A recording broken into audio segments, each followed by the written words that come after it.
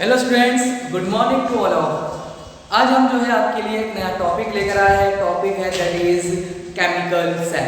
What is electrochemical cell?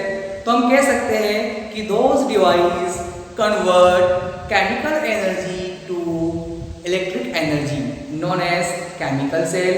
Means यहाँ पर यह है ऐसी युक्ति जो रासायनिक ऊर्जा को विद्युत ऊर्जा में परिवर्तित कर दे, तो हम ऐसी युक्ति को कहते हैं विद्युत रासायनिक सेल। अंडरस्टूड? तो let's see, first of all हम बात करेंगे यहाँ पर कि जो साइंटिस्ट थे डैनियल, गैल्वेनिक एंड वोल्टा, जो उन्होंने क्या करा है, केमिकल सेल का डिस्कवर किया है, ठीक है, और उन्हें एक प्रिंसिपल दिया। तो जो गैल्वेनिक सेल है, जो वोल्टा सेल है, एक ही प्रिंसिपल पे क्या करते हैं, वर्क करते हैं। तो let's see, first of all हम बात करेंगे।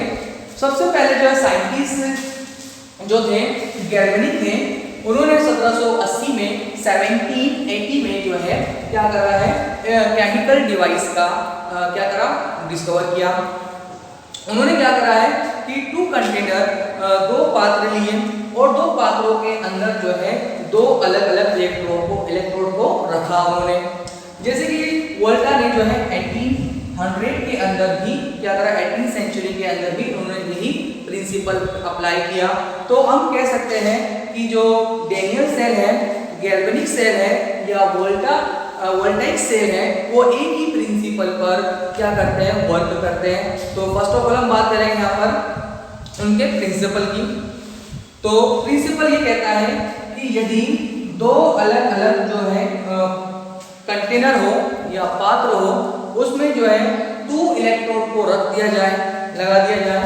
जैसे हम कह सकते हैं कि एनोड हमने एक कंटेनर में रख दिया है, दूसरे कंटेनर के अंदर हमने क्या करा है, कैथोड को रख दिया है, ठीक है। और जो एनोड है, वो एनोड जो है जिंक का है, इलेक्ट्रोड है। जो एनोड है वो जिंक का है, बना होता है, और जो कैथोड इलेक्ट्रोड होता है वो बना होता है कॉपर का, ठीक है। इसको बोलते हैं इलेक्ट्रोड, ठीक है। तो इलेक्ट्रोड कॉपर का बना हुआ है और यहाँ पर जो है जिंक का बना है, ठीक है। तो 2 इलेक्ट्रोड 2 अलग अलग कंटेनर के अंदर रखे गए हैं। उसके अंदर जो है, अब उसके अंदर जो है सॉल्यूशन फिल किया गया 1 मोल जिंक सल्फेट का, ठीक है।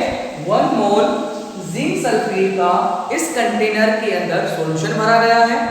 सेकेंड कंटेनर के अंदर 1 मोल कॉपर सल्फेट का सॉल्यूशन क्या करा गया है, भरा गया है। तो दोनों कंटेनर के अंदर 2 अलग अलग जो है क्या सॉल्यूशन भरे गए हैं। मींस यहाँ पर ये है जिसका रोड जो है जिंक था, तो उस कंटेनर के अंदर जिंक सल्फेट का सॉल्यूशन भर दिया गया है।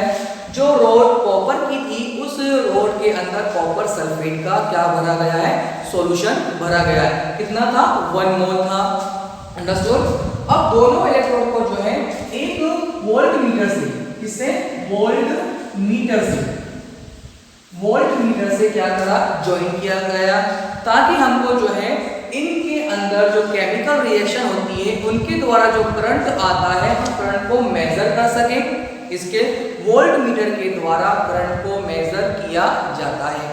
तो फर्स्ट ऑफ ऑल हमने बात किया यहाँ पर कि हमने जो है 2 इलेक्ट्रोड को 2 कंटेनर के अंदर डीप कर दिया है और उसको जो है वोल्ट मीटर से क्या कर दिया है, कनेक्ट कर दिया।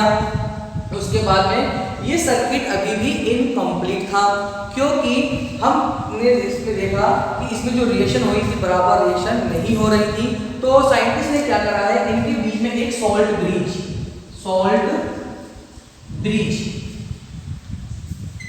मतलब क्या, लवण सेतु अप्लाई कर दिया। इसके अंदर जो है अगर सॉल्यूशन भरा होता है और KCl का विलयन भरा होता है, अगर विलयन प्लस KCl का सॉल्यूशन भरा होता है, ताकि यदि आयंस कम होते हैं तो इनके द्वारा आयंस प्रोवाइड किए जाते हैं। तो यहाँ पर कनेक्ट किया गया है। जब सॉल्ट ब्रिज लगा दिया गया है तो सर्किट कंप्लीट हो गया है।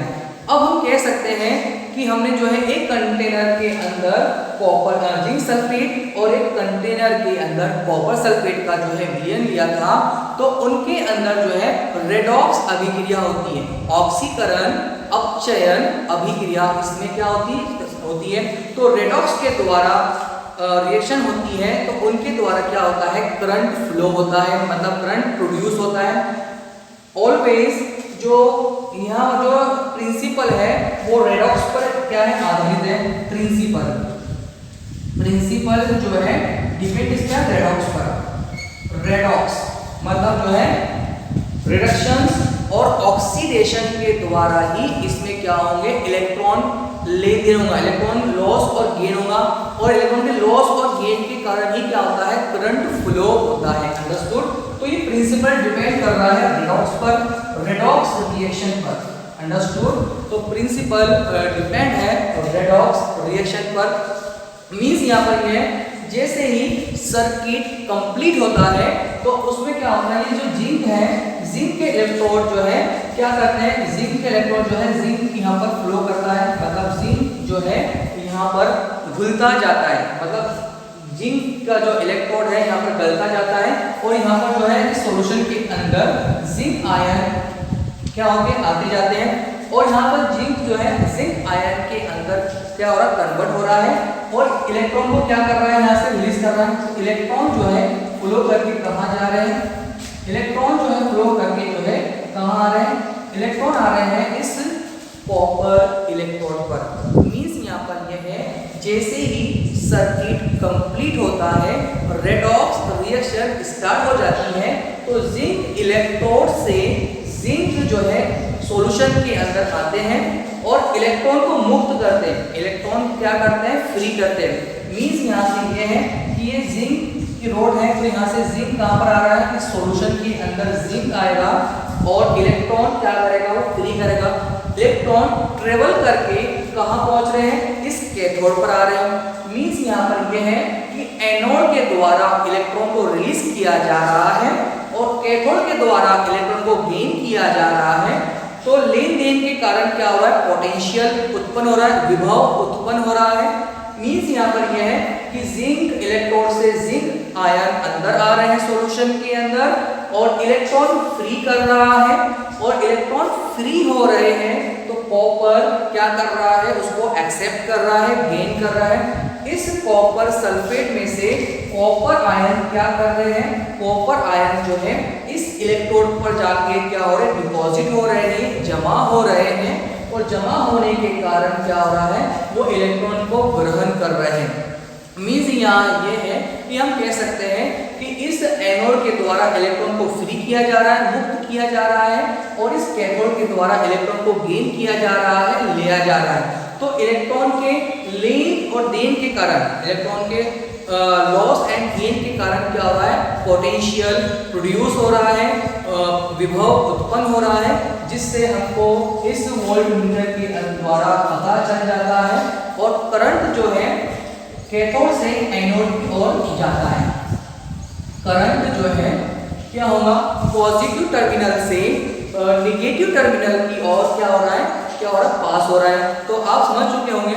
अब मींस यहाँ पर यह है कि सॉल्ट ब्रिज का क्या काम है, तो सॉल्ट ब्रिज का काम यहाँ पर है, जैसे ही जिंक आयन की यहाँ पर क्वांटिटी बढ़ती जाती है, कहाँ पर, इस कंटेनर के अंदर, इस 1 मोल जिंक सल्फेट के अंदर जिंक की मात्रा, क्योंकि यहाँ पर 1 मोल जिंक सल्फेट था, लेकिन इस रोड में से जिंक आयन कहाँ आ रहे हैं, अंदर आ रहे हैं, ठीक है।